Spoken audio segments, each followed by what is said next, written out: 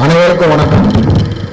இலக்கிய வட்டமும் முகம் இதழும் ஒரு நாணயத்து இரு பக்கங்களாக மாமனிதர்களை நினைவு கூறும் ஐயா நெற்றிக்கண் திறப்பினும் நீதி நீதி என்று வரலாற்று பெருமிக்க சென்னை நீதிமன்றத்தின் நீதி அரசராக இருந்த ஐயாவை பாராட்டி, உங்களையும் பாராட்டி, மாணவர்களையும் பாராட்டி, எப்பொருள் யாராக கேட்பினும் அப்பொருள் மெய்ப்பொருள் காண்பது அறிவு என்று மாணவர் நாமும் வாழ்வமாக. நன்றி, வணக்கம். ஸ்ரீ குலசேகரன் அவர்கள் பல ஆண்டுகளாக பட்டுக்கோட்டையாரை பற்றி நிகழ்ச்சியை நடத்தக்கூடியவர். செந்தில்நாதன் அவர்கள் அடிக்கடி அவரை பற்றி குறிப்பிடுவார்கள். அவருக்கு நம்முடைய முத்துச்செல்வன் அவர்கள் சால்வை அணித்து மகிழ்வார்கள். நம்முடைய பாரதிதாசன் குடியிருப்பு இன்றைய தினம் நவபாரத் காலனி என்று முன்னே வழங்கப்பட்டது. அந்த நவபாரத் காலனியை பாரதிதாசனுடைய பெயரிலே அழைக்கப்பட வேண்டும் என்பதற்காக பெரும் முயற்சி எடுத்து வெற்றி வாகை சூடியவர் தான் இன்றைய கூட்டத்தில் தலைமையாக அமர்ந்திருக்கிற சண்முக வேலாயுதம் அவர்கள் என்பதை உங்களிடத்தில் தெரிவித்துக் கொள்கிறோம். அந்த நவபாரத் காலனியை பாரதிதாசன் குடியிருப்பாக மாற்றுவதற்காக சண்முக வேலாயுதம் அவர்களும், மறைந்த நாசி பகுத்தறிவு கவிஞர், நாசி பகுத்தறிவாளர் கழகத்தைச் சேர்ந்த நாசி ராஜவேல் அவர்களும், ஆறுமுகம் அவர்களும் பலர் அதை முயற்சி செய்து இன்று பாரதிதாசன் குடியிருப்பு, பாரதிதாசன் குடியிருப்பு, பாரதிதாசன் குடியிருப்பு என்று பாவேந்தருடைய பெருமை எல்லா இடத்திலும் வெடிக்கிறது என்று சொன்னால் அதற்கு மூல காரணம் நம்முடைய சண்முக வேலாயுதம் அவர்கள் தான் என்பதை சொல்ல கடமைப்பட்டிருக்கிறோம். அந்த பாரதிதாசன் குடியிருப்பிலே இலக்கிய வட்டத்தினுடைய கிளையை உருவாக்கி 75 கூட்டங்கள் நடத்தினோம் என்கின்ற அந்த செய்தியும் உங்களுக்கு நான் பதிவு சொல்ல கடமைப்பட்டிருக்கிறோம். அந்த அளவுக்கு பாரதிதாசன் குடியிருப்பிலே உருவாகியது. அங்குதான் மிகச்சிறந்த இன்று தலை சிறந்த தமிழகத்தினுடைய பேச்சாளராக கருதப்படுகிற அருள்மொழி அவர்கள் அங்கே பல கூட்டங்களிலே உரையாற்றிருக்கிறார்கள். இதே இலக்கிய வட்டத்தினுடைய 100வது கூட்டத்தில் அருள்மொழி அவர்கள், வழக்கறிஞர் ராமலிங்கம் அவர்கள் எல்லாம் உரையாற்றினார்கள். அருள்மொழி அவர்கள் தான் அங்க பாரதிதாசன் குடியிருப்பில் பேசாத கூட்டமே இல்லை என்று சொல்லலாம். அப்பொழுது அவர் BA படித்துக் கொண்டிருந்தார்கள், ஆங்கில இலக்கியம். அதற்கு பிறகுதான் அவர் வழக்கறிஞர் பணிக்கு வந்தார்கள். அவர்களெல்லாம் அங்கே குடியிருந்தார்கள். அந்த பகுதியிலே அவர்களையெல்லாம் வார்த்தெடுத்த பெருமை, உருவாக்கிய பெருமை யார் என்றால் சண்முக வேலாயுதம் அவர்களை தான் சாரும் என்பதை நான் அது பெருமைக்காக அல்ல, அதுதான் உரிமை, அதை சொல்ல வேண்டியது எங்களுடைய கடமை என்கின்ற முறையிலே சொல்லுகிறோம். அவர் மிகப்பெரிய சாதனையாளர். அடக்கத்தின் திருவுருவம் சண்முக வேலாயுதம் அவர்களை என தலைமையிலே போட்டிருக்கோம். ஆனால் அவர் பேச விரும்ப மாட்டார். இருந்தால் கூட அவர் பேசினாலும் நமக்கு பெருமை என்கின்ற காரணத்தான் அவரை முதல்ல. நீதியரசர் நக்கீரன், இளமாறன், ஜெகதீசன், பிரபாகரன் உள்ளிட்ட அனைவருக்கும் எனது வணக்கம். இலக்கிய வட்டத்தின் 52வது கூட்டம், முகம் மாமணியின் 96வது பிறந்தநாள் கூட்டம், அரசு பள்ளி மாணவர்களின் சாதனை புரிந்தவருக்கு பாராட்டு விழா 30 விழாவாக நடத்தி வரும் இந்த இலக்கிய கூட்டத்திற்கு என்னை தலைமையாக வாய்ப்பு தந்தமைக்கு எனது நன்றி. ஒரு மனிதன் பிறந்தான், வாழ்ந்தான், இறந்தான் என்பது செய்தி அல்ல, என்ன செய்துட்டு போனான் என்பதுதான் செய்தி. முகமாமணி என்ன செய்தார், என்ன சாதித்தார்? எழுத்துக்கு இளமாறன், பேச்சுக்கு பிரபாகரன், ஆராய்ச்சிக்கு தமிழ், ஆராய்ச்சிக்கு RA சலபதி என்ற 3 முனைவர்களை விட்டு சென்றார். இது சாதனை.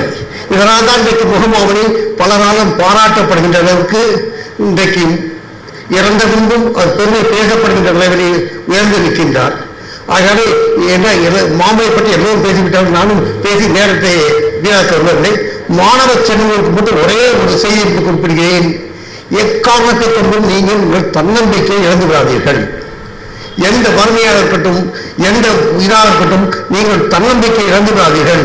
நிச்சயமாக நாம் முன்னேறுவோம். நாம் இந்த நாள் ஒரு நீதியரசராக, ஒரு முனைவராக, ஒரு தொழில் அதிபராக வருவோம் என்ற நம்பிக்கையோடு நீங்கள் செயல்படுங்கள்.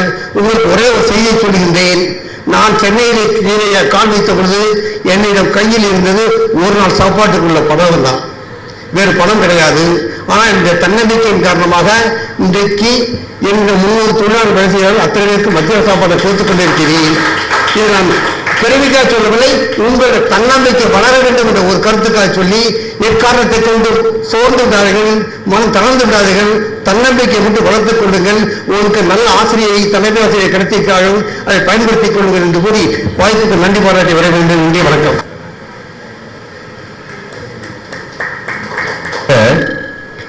சீர சீரிலேயே அவையிலே சீர்கவியை தருவீரே, சீரான அவையிலே சீர்கவியை தருவீரே, சீர்மிகுவாய் சிறப்புடனே சீர்பெறவே உன் கவியை அவையோர்கள் ரசித்திடரே அகமகிழ தருவீரே.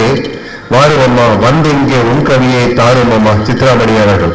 இது என் கவி அல்ல, முனிவர் இளமாறன் ஐயா எழுதியது. தமிழ் பாட தயக்கமே, தமிழில் பாட தயக்கமே, நீ தமிழனா தமிழை தவிர்ப்பதே, தமிழில் பாட தயக்கமே, தமிழிசை என்றால் கசப்பதே, வாய் தமிழ் என்று பிறமொழி இசைப்பதே, தமிழிசை என்றால் கசப்பதே, வாய் தமிழ் என்று பிறமொழி இசைப்பதே, தமிழில் பாட தயக்கமே,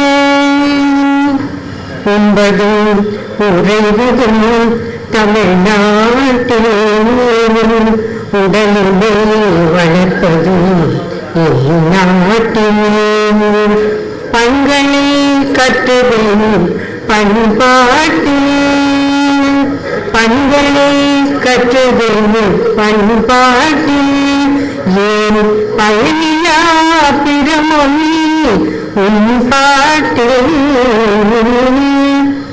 தமிழில் பாட தயக்கமே,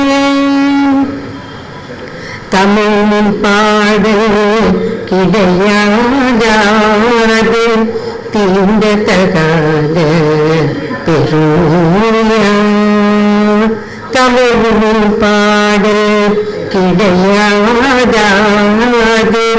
தீண்டத்தகாத பெருமையா, முனிகளை மறுத்தது என் குறையா,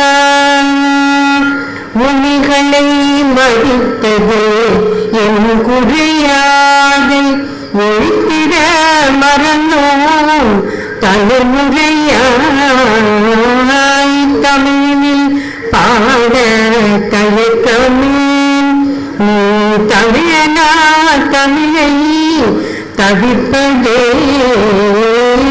தமிழில் பாட தயக்கமே, இனப்பகை ஒன்றே தமிழழிக்கும், தமிழ் இனமெனில் நன்றி உணர்விருக்கும், இனப்பகை ஒன்றே தமிழழிக்கும், தமிழ் இனமெனில் நன்றி உணர்விருக்கும்,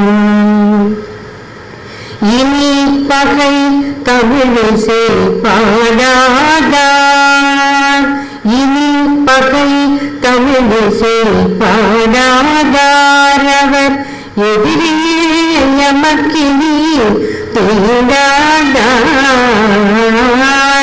தமிழில் பாட தயக்கமே, நீ தமிழனா தமிழை தவிர்ப்பதே,